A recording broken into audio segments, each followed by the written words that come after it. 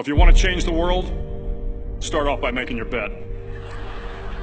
If you make your bed every morning, you will have accomplished the first task of the day.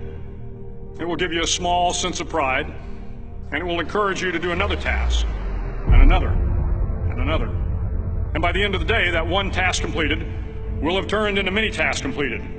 Making your bed will also reinforce the fact that the little things in life matter. If you can't do the little things right, you'll never be able to do the big things right. And if by chance you have a miserable day, you will come home to a bed that is made, that you made. And a made bed gives you encouragement that tomorrow will be better. To pass SEAL training, there are a series of long swims that must be completed. One is the night swim. Before the swim, the instructors joyfully brief the students on all the species of sharks that inhabit the waters off San Clemente. They assure you, however, that no student has ever been eaten by a shark, at least not that they can remember. But you are also taught that if a shark begins to circle your position, stand your ground. Do not swim away. Do not act afraid. And if the shark, hungry for a midnight snack, darts towards you, then summons up all your strength and punch him in the snout, and he will turn and swim away. There are a lot of sharks in the world.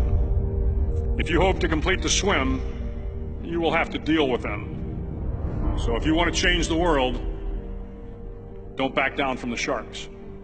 Over a few weeks of difficult training, my SEAL class, which started with 150 men, was down to just 42. There were now 6 boat crews of 7 men each. I was in the boat with the tall guys, but the best boat crew we had was made up of the little guys, the Munchkin crew, we called them. No one was over 5'5". The Munchkin boat crew had 1 American Indian, 1 African American, 1 Polish American, 1 Greek American, 1 Italian American, and 2 tough kids from the Midwest. They out-paddled, outran, and outswam all the other boat crews. The big men in the other boat crews would always make good-natured fun of the tiny little flippers the Munchkins put on their tiny little feet prior to every swim. But somehow these little guys from every corner of the nation and the world always had the last laugh, swimming faster than everyone and reaching the shore long before the rest of us. SEAL training was a great equalizer. Nothing mattered but your will to succeed, not your color, not your ethnic background, not your education, not your social status. If you want to change the world, measure a person by the size of their heart, not by the size of their flippers. The 9th week of training is referred to as Hell Week. It is 6 days of no sleep, constant physical and mental harassment, and 1 special day at the Mud Flats. The Mud Flats are an area between San Diego and Tijuana where the water runs off and creates the Tijuana Sloughs, a swampy patch of terrain where the mud will engulf you. It is on Wednesday of Hell Week that you paddle down to the Mud Flats and spend the next 15 hours trying to survive the freezing cold, the howling wind, and the incessant pressure to quit from the instructors. As the sun began to set that Wednesday evening, my training class, having committed some egregious infraction of the rules, was ordered into the mud. The mud consumed each man till there was nothing visible but our heads. The instructors told us we could leave the mud if only 5 men would quit. Only 5 men, just 5 men, and we could get out of the oppressive cold. Looking around the mud flat, it was apparent that some students were about to give up. It was still over 8 hours till the sun came up. 8 more hours of bone-chilling cold. The chattering teeth and the shivering moans of the trainees were so loud, it was hard to hear anything. And then, one voice began to echo through the night.